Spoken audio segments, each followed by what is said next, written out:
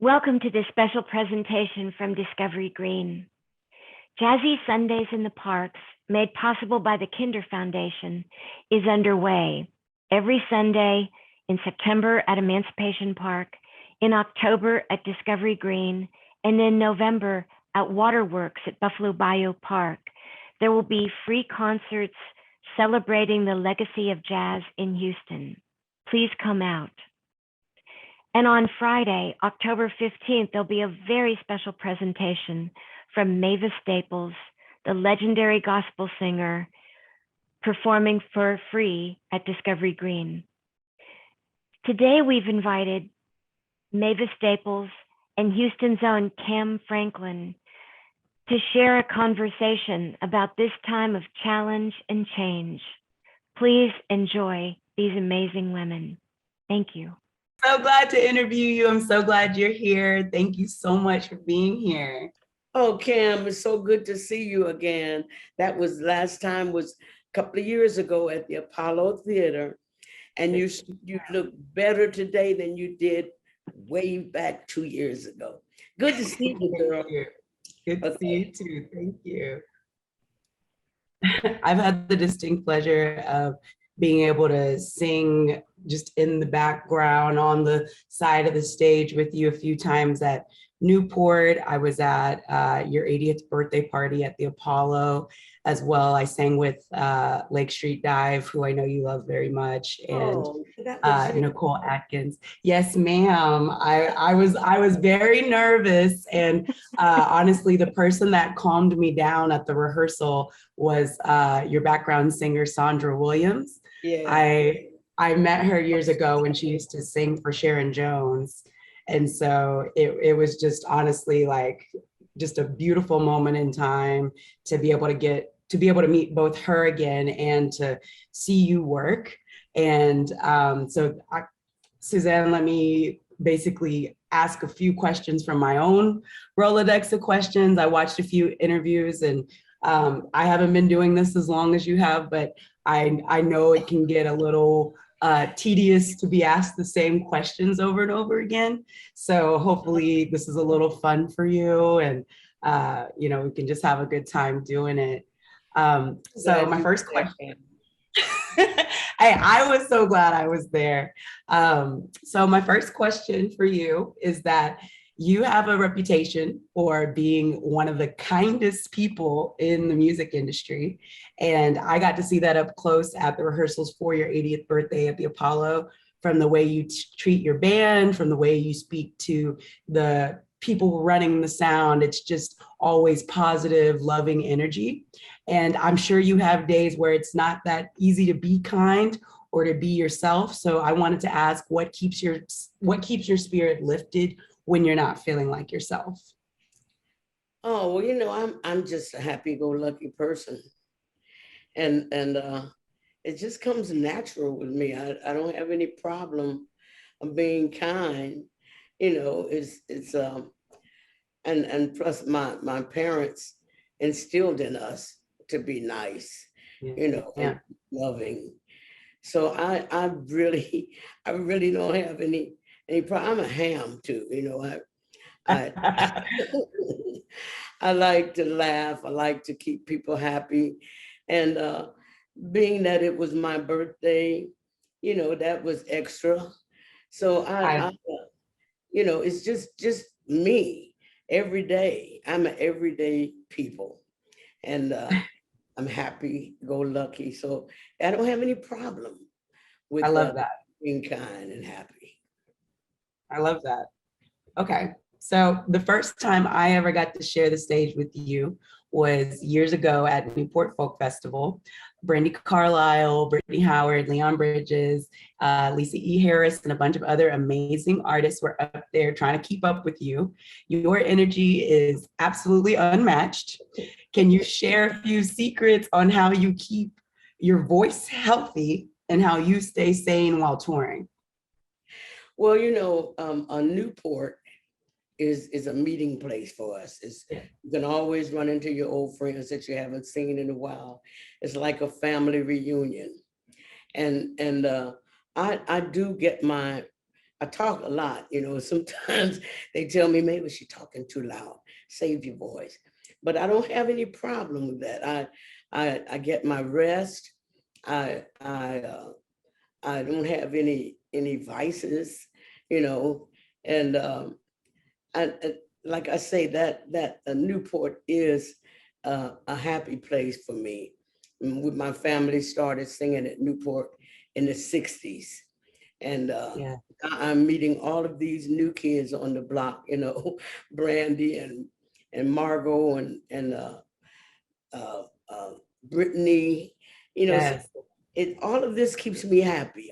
It's a light. It's just a brand new day for me anytime.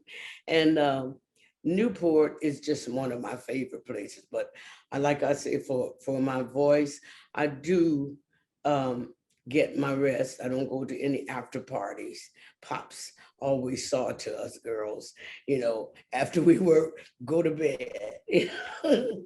I feel like that is some honest, good advice. I know that when I'm rested, I sound better the next day than I've ever sounded when I decide to go out, which is not very often. So hearing you say that makes me feel much better about those nights where I have to be like, sorry, y'all, I got to sound the same tomorrow. Get your rest, Sam. Get your rest. Yes, ma'am. All right. So this is another one. So I've heard you talk about how you used to get bullied because of your deep voice. I've always loved it and the depth of its range. What would you say to young artists who are feeling discouraged about pursuing music because they sound different or because they themselves are being bullied? Mm-hmm. Yes, I would just say, believe in yourself, know who you are, and actually, I would, they would tell me, "Oh, you sound like a boy." I was grateful that my voice was different from everybody else's, but Yes. uh, you know, for the youngsters, when people bully you like that, just believe in yourself. Know that you have something different, and you are blessed to have a different voice from everyone else. This is what's carried me. This is um, what makes me feel good when I say something and the people say that come from you.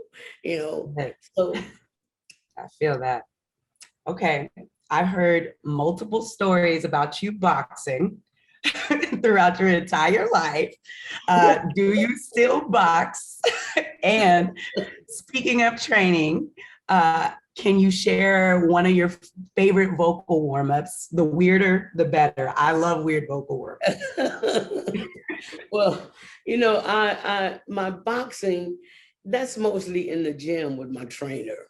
And I'm Okay. about to start with a new trainer tomorrow, Okay. so I will have my pink boxing gloves and Yeah. ask her to give me some rounds, so because I haven't been doing any in a while here. But and as far as boxing goes, when I was a kid, I used to fight, but it wasn't boxing. I was a tomboy. And if Yes. someone rubbed me the wrong way, they would feel my fist, I, I, but I don't actually box. I think someone caught a picture of me in the gym and they posted it. And it makes They're like, Mavis is going around. She's about to get the championship belt. yeah, Mavis Muhammad Ali, you know. All Yeah, right. so Well, oh, sorry. I was going to ask about the vocal warm up. So, do you have a favorite vocal warm up? well, years ago, back in the 90s, I had polyps. And Yes. I never had any warm-ups until I had this surgery and had to get back in shape. And the doctor sent me to this lady. The warm-ups that she gave me, there was a page full of questions like yes and no. And she would tell me to come from your diaphragm. And if the question is yes, you yes, and no. Oh, yeah. Oh. No. And sometimes, I like to walk as a part of my training. And I'd be walking down the street, someone would pass me and they'd hear me saying, yes, no. But that's about all I've ever had. I never did the scales, like most Yeah. people. But that's what she taught me to do. And it got my voice back, and I came back with my same voice. So I love that. and I still do that from time to time. You know, in the dressing room, everybody look at me because my baritone singer Donnie Gerard, he has a different one. Here's just like a yodel, and it sounds so crazy to me. But Yes. yes, that's so. If you do that, if you try that, come from your diaphragm, let the breath come. Yes. Well, I'm gonna be. Voice. I hear you. It's because I was listening to all the records you put out. It's your fault. Oh no. Okay. Oh man. So Freedom Highway is just as relevant today as the year that it came out. For the folks that might not be familiar, I just want to give a little bit of a snippet of the lyrics. Yes, we want peace. It can be found. We're marching the Freedom Highway and we're not going to turn around. How does it make you feel to see history repeating itself in terms of how Black people and other marginalized communities are still being treated poorly? Now that's something that makes me feel sad. My family, we have been singing these songs to try to turn things around, try to bring us together for over 70 years. And when I see what I'm seeing today, it reminds me so much of living in the 60s. And you wonder, for a while we felt like we were doing, things were getting better. And all of a sudden there was another turnaround. Yes, we want peace if it can be found, and I'm marching Freedom's Highway and I'm not going to turn around. And I'm still not going to turn around. You're going to be bothered with me till I can't sing no more. I'm going to be singing these songs. I'm going to be bringing my songs, and I'm just praying that they're helpful. My Freedom album, Congressman John Lewis wrote my liner notes for me. And I was so grateful, that he was still here, and he is still here, Yes. even though his influence for sure, his legacy. Right. So the Freedom songs, Freedom Highway is on our list for the concerts every night. We sing Freedom Highway. Every now and then we'll miss it, but for the most of the shows, Freedom Highway is one of our favorite songs. Oh yes, Freedom Highway was, at least I know, was the closer at your Apollo birthday party, and I have a very vivid memory in my brain of John Batiste just screaming "March!" It's just amazing. Okay, yeah, I love him. I love him so much. My favorite song from the Staples is "I'm Just Another Soldier." and you are.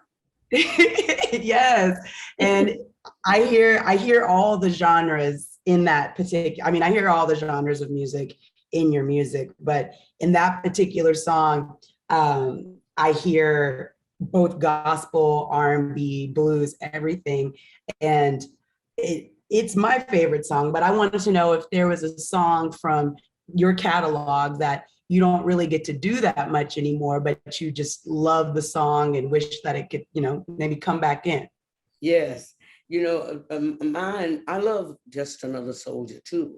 In fact, we've been rehearsing that to add it to our list. Yes. But I love God Is Not Sleeping. God Is Not Sleeping. And that song for me is just takes me on the way off the stage, really, because it's so feeling and it's so true. And the lyrics, and it just tells you everything, just do everything for me. And Yes. I like the song Hard Times. You know, and you know, Bam, I go to most of the time I go to the Staples Singers old music. Out when we first started singing, you know, with my father, just my father's guitar. Those songs, when I feel like you know, I just need a lift, I go to the really old stuff, our first songs. Yes. Yeah. But just another soldier. I know you like to say that, huh, 2, 3, 2, 3. Yes, yes. That, I mean, that, and every time I hear it, it reminds me of that old gospel that I'm a soldier in the army. Yeah, you know, like it just, yeah. So when I hear that one, then I have to go to church for a second and then come back and listen to it. There was a question I wanted to ask. It's not on my list of questions, but I am one of, I'm sure, many people that have seen Questlove's Summer of Soul at least 1,000 times since it's come out this past year. And there is a scene with you and Mahalia Jackson where she hands over the mic to you and you both sing Precious Lord. And honestly, it is, I have not managed to not cry every time I've seen that moment. And that passing of the mic is something that I've never really been able to explain to non-singers, the respect that comes with it. And I'm sure you've been asked this many times already, but I really did just want to ask again how that moment felt to you as a student of Mahalia, as a student of yourself. Like it meant so much as a viewer and as a listener to see that moment and hear it. And I just wanted to know how it meant to you. You know, I'm so honored to have been, to even known Sister Mahalia Jackson. She was my favorite. She was the first female voice that I heard. And I just admired her so much. And for her to pass the microphone to me like that, she had asked me, you know, she leaned over and she said, baby, Haley don't feel too good today. I need you to help me sing this song. And I go, oh, yes, ma'am, I'll help you. I didn't even know what song she was talking about, but when her accompanist started playing it, being a church girl, I knew what the song was. And just to be singing that song with her, and I'm just like you, Cam, I have to shed tears too when I hear that and when I see that. But Sister Mahalia Jackson, she was to me my teacher, my friend. You know, we became friends. She would call my mother and she would come to the house on the 4th of July and have barbecue. And I'm just so honored and so grateful that she asked me to sing with her. You know, I was just a nervous little wreck that day, but I said, I got to do this. This is Sister Mahalia Jackson. She didn't tell. They couldn't tell at all that you were nervous. So. Oh yeah, I was nervous. I was nervous, but I was glad that I made it through that song, and then just to be on the microphone with her was just an honor. It's a moment I'll never forget. And I love that. Yeah. So I wanted to ask some of the questions that came from Discovery Green as well. So what was it like to perform with your dad's group, the Staples Singers, at the age of 11? Oh, shucks. I was in my world. I was singing, you know, but I was so short. I was so little, such a little girl. They'd have to put me in a chair when I was singing.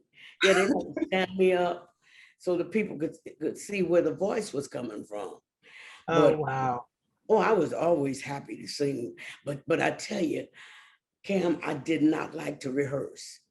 And Pops, they would call me to rehearse. Everybody would be in the living room to rehearse except me. And Pops had a little piece of belt that he had cut. It was about the length of a ruler, you know. And when I didn't mind, when I didn't do right, he said, then plus he would tell me, Mavis, your voice is a gift. Your voice is a gift from God. And if you don't sing, he'll take it back. And I didn't want God to take my voice back. So it turned out after the first one at rehearsal, I wanted to keep my voice, you know. And oh my gosh. yeah. I love that so much. Mhm. After being a part of your family's band for so long, what was it like for you to go solo? It wasn't easy. It wasn't easy at all. You know, I'd be on stage and I'd be listening for Pops's guitar. I'd be listening for my sister's voices, you know, and uh, it was hard. And I had to talk. You know, I never was one to talk on stage. Either my sister Cleo or my father would do the talking. And now I have to say something, you know, and oh, it was hard. That was the hardest thing about my career, was singing without my family, because I'd be listening for certain things that they would say, and the sound, you know, Pops's guitar. I had to really work to do that, to continue to sing uh, without the family, you know. Yeah.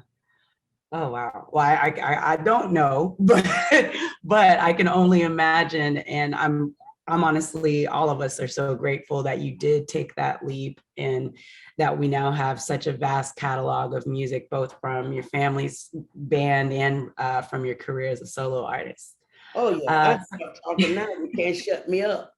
And and, and my last sister Yvonne, when she was still singing, she would tell me, Mavis, you talk too much. People didn't come to hear you talk. They came to hear some music. I said, okay, Yvonne, I'll calm it down. The banter gets fun after a while. You're like, You've collaborated with a multitude of people, from your work with the Staples to Jeff Tweedy to Hosier.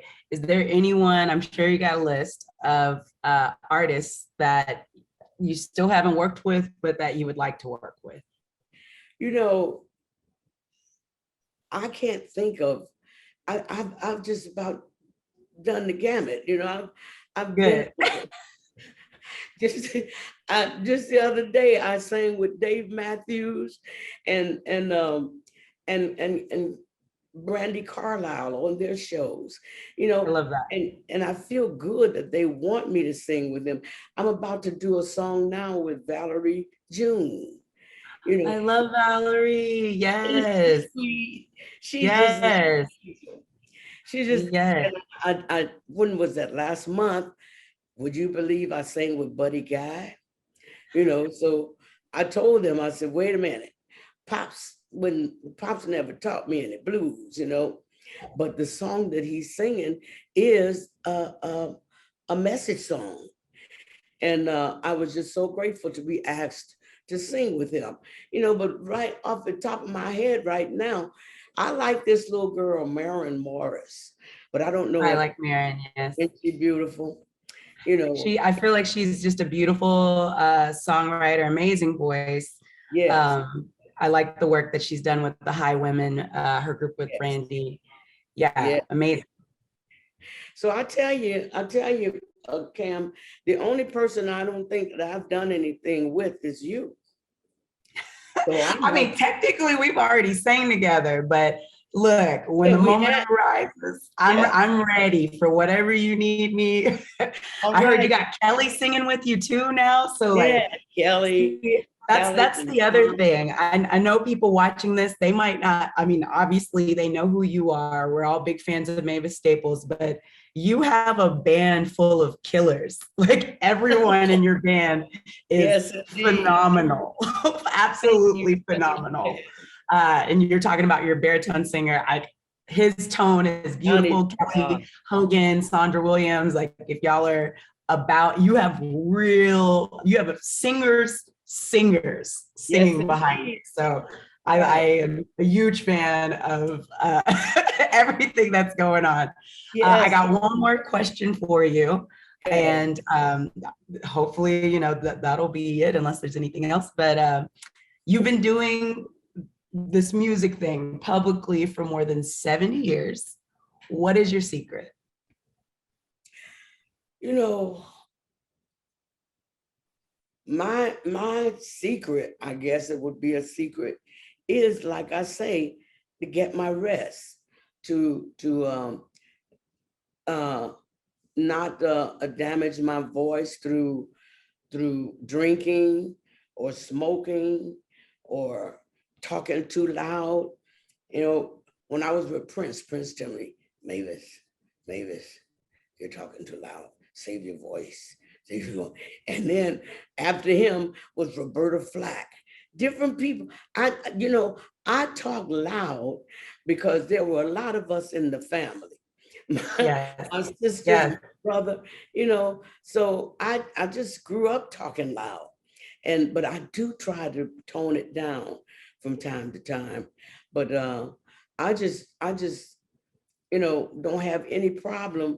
Pops we couldn't go to any after parties. He said, you know, y'all go to bed. The party, you'll see them tomorrow, you know. And so I didn't abuse my voice, you know, and I'm just, being that I know I have to use it on stage keeps me aware of not abusing it, you know. This is my livelihood. This is my instrument, you know. So I have to be kind to my voice, like I'm kind to people, you know. Yes. Honestly, I love that you said that, because I feel as though those have been the two biggest lessons that I've learned the last couple of years, like just barely starting to do this. I've been touring for almost 10 years now. Yeah. And you know, I was doing all the vices when it first came out, and realized, oh girl, you not gonna have a career if you don't get it together. And so now I am kind to myself. I'm kind to everybody. And honestly, that moment at your birthday rehearsal and at the show, and just again seeing your interactions with everybody, reminded me, like, I can choose what type of day I'm going to have. I can choose, you know, how kind I'm going to be to people, whether they're reciprocating that or not. And so I just want to thank you for just, you know, existing and just being a leader, whether you realize you're being one or not in the moment. But I hope that I get to keep doing this for just at least a fraction as long as you've gotten to do it. And thank you for continuing to share your gift with us. You'll be here. You will be here. And I'm going to tell you now, you carry on. And don't let anything turn you around. Keep on talking. Thank you so much. Okay, Kam, it's been a pleasure talking to you. It has been a pleasure talking to you. I hope that I get to intro you at your show in Houston, and that we can reconnect in person. But until then, I hope you have a great rest of your day. And thank y'all so much at Discovery Green for setting this up for us. This has been amazing. Thank you. Thank you so much.